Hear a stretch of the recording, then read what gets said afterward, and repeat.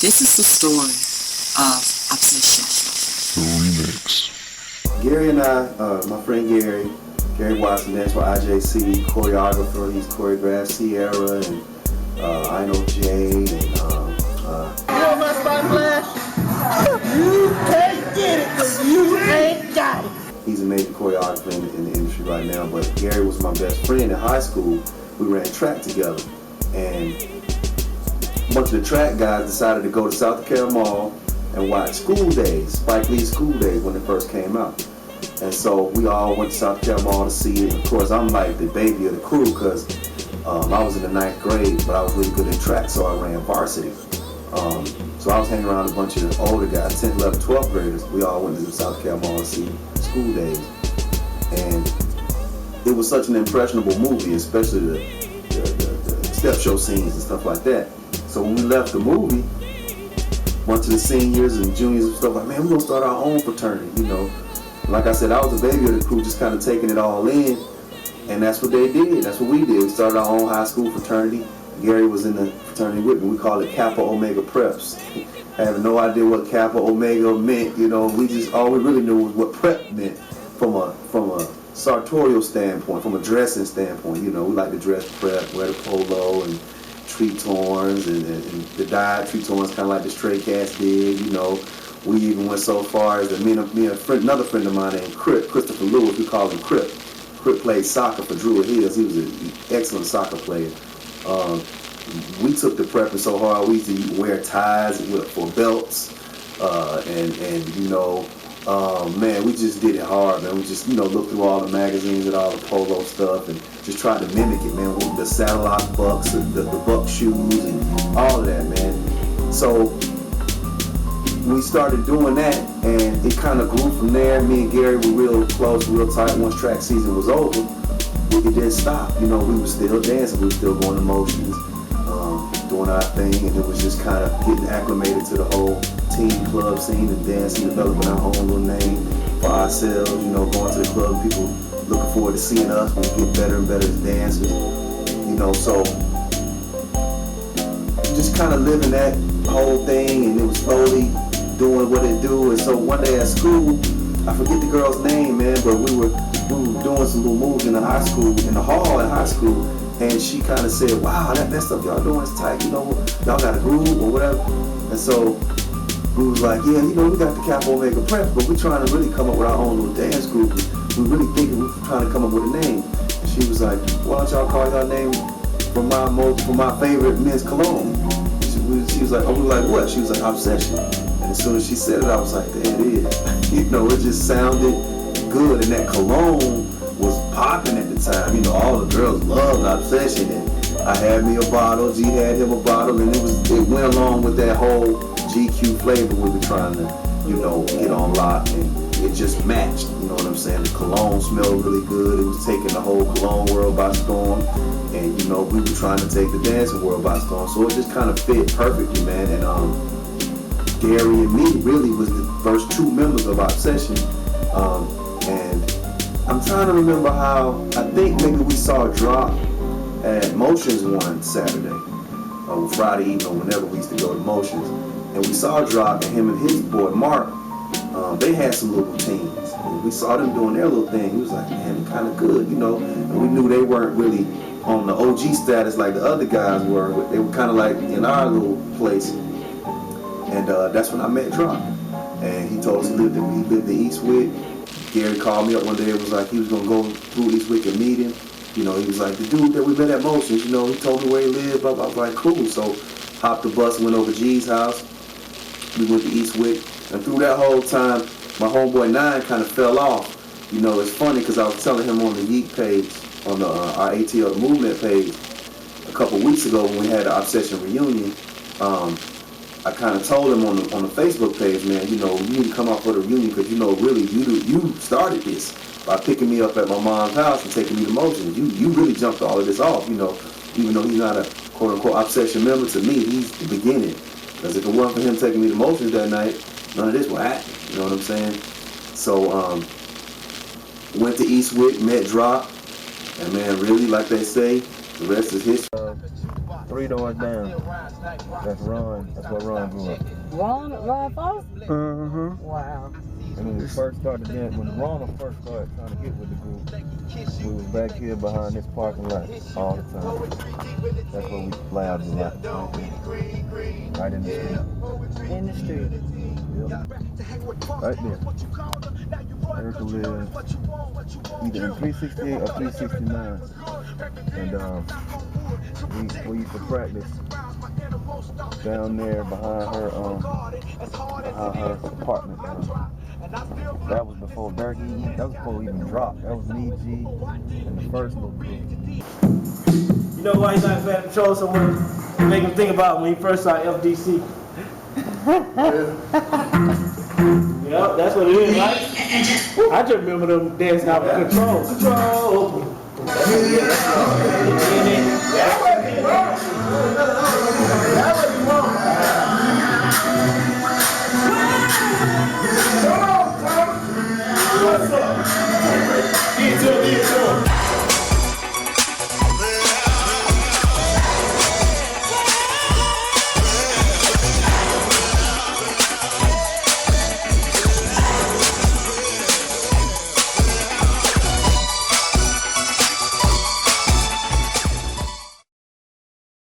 That was our first talent show. You That's what I understand. That was our first talent show. Ted got the footage. Ted got the footage. We saw it. So after the slow breakdown, all we hearing is scream. This is our first time. We hyped. We lost a deer caught in headlights. know. We lost. So we like, what we do now? We should have just been like, y'all don't need no more. We done. Yeah. But when we came back, we lost it. Our mind was moving. We were like this. What we do? Music came on. We were doing somebody was doing this, somebody was doing that. So some people were still saying, yeah, some people booing, a lot of people booing. They just started, And that's what stuck out about for me to Dirk and Zanard. They both came to us and was like, man, y'all did good. Don't stop. And that was it. The rest is history. We did not sleep that night. I'm still kind of traumatized. We was in Mark basement. We were mad. We went to Mark basement and talked about it the whole night till the sun came up. We sure did. We set it off. We did not go to sleep. We were like, man, we set it off. What we gonna do? Well, we got to do something. Yeah, we got back on the track. And got back on the track. Mark had that basement that's something out of the 70s. The red lighted. Oh yeah, the beads on the door. Just starting from the beginning. I was one of those dancers. Family like, go. You know how your family always puts you. So it was always there. The James Brown, the Michael Jackson, doing all that stuff. But I remember when I saw Thomas pull up, get out the car. I looked at him and I said, I don't know what he's doing. But whatever he's doing, that's what I do. Because he had the baddest female. And I was like, whatever's going on, that's what I want to do. No, do you remember the day he brought us to his house? I remember what he had on. Oh, let me tell you. That was a good one. So I remember knocking on his door, because I knew he could dance, so I knocked on his door. Hey man, can you teach me how to dance? And Tom was like, okay, we'll come back tomorrow. I'm like, okay, all right, cool. Hey man, could you show me how to dance, man? He's like, okay, well, I'm kind of tired. Come back tomorrow. Came back the next day. I just saw a little peep out the window. I said, I left, came back the next day, and he opened it, he's like, all right, man, come on. So he took me down and he just showed me how to pop. And I just learned how to pop, and then that was like the true discipline, for me. You know what I mean? And it built structure. And ever since then, it was just on. And he was on me. He taught me that with such a passion. When I mastered it, he came back again like, okay, you want some? Yeah, I'm gonna teach you some more. He kept teaching me and teaching me. Then next thing you know, I was just learning stuff, picking up stuff easy. It made it so easy for me. And that's when we met y'all. You know what I mean? That's when me and who was that? Me and you. Y'all two. We met, yeah. Because you brought me to his house next. And he came outside, he had on some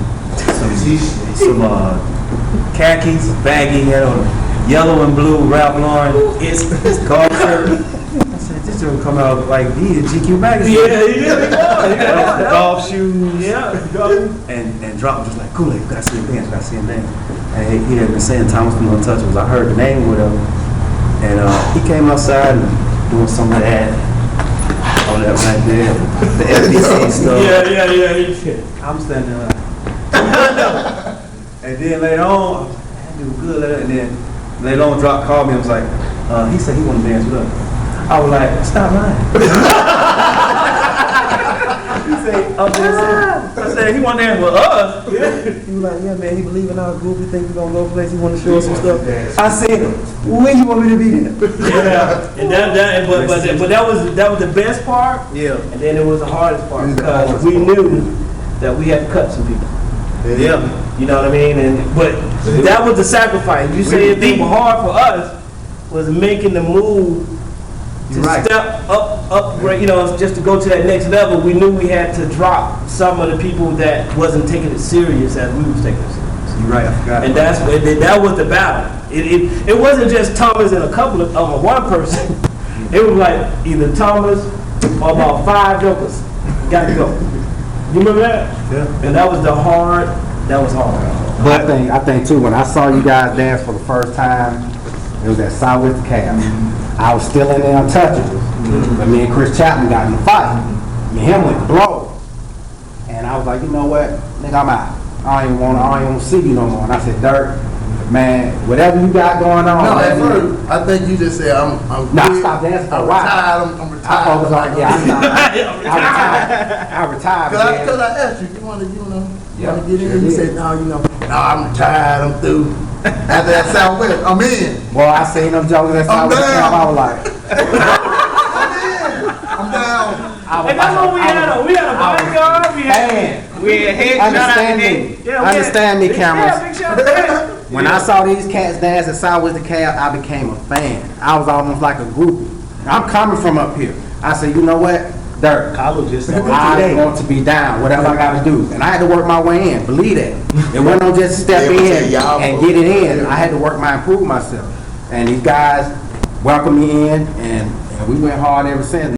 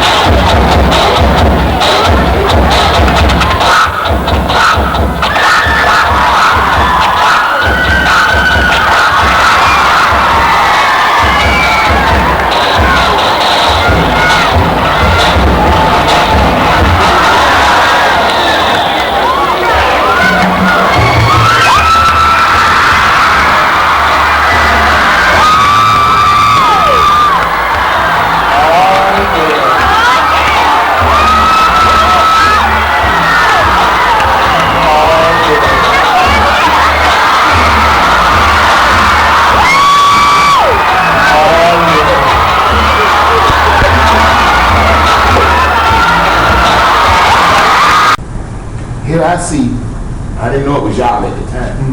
You know, somebody was on the stage, so y'all just black shadows. Gotcha, yeah. I seen the shadows, and I seen one of y'all point at the top of the beach and start smirking. I'm talking about somebody else was on the stage. Y'all in the dark. It was him. And guess who y'all was on again? The little rascal, because what's his name? The Marcus had said something. Kool-Aid has done yeet the bleachers and everything. Well, come on here. I'm in the dark. I said, man, what's going on?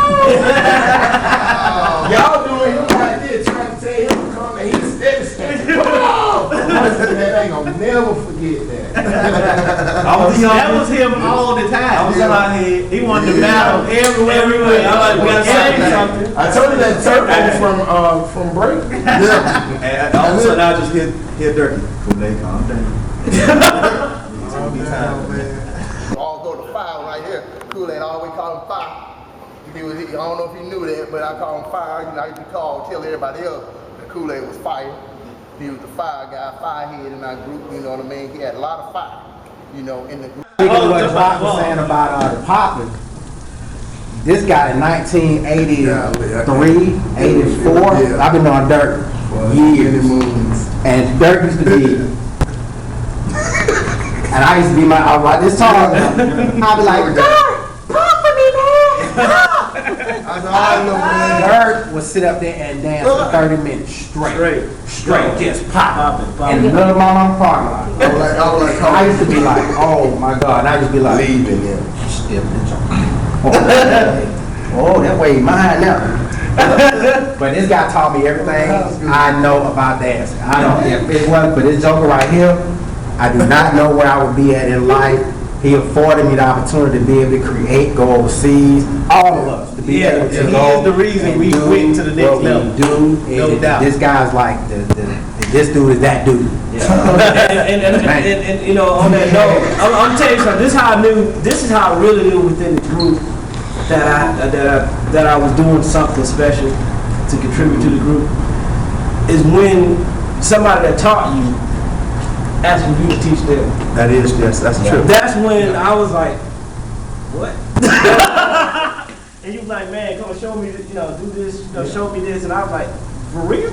You know what I mean? But that's when I realized, and then he would come to all of us like that. Yeah. So he made all of us step up our game. All of us step up. Real talk, I want to say this, not just for obsession, but the geek culture. Get a shot of Carlos over there. Yeah. My man. Carlos, Durkey, people like that, they have not been selfish with this style.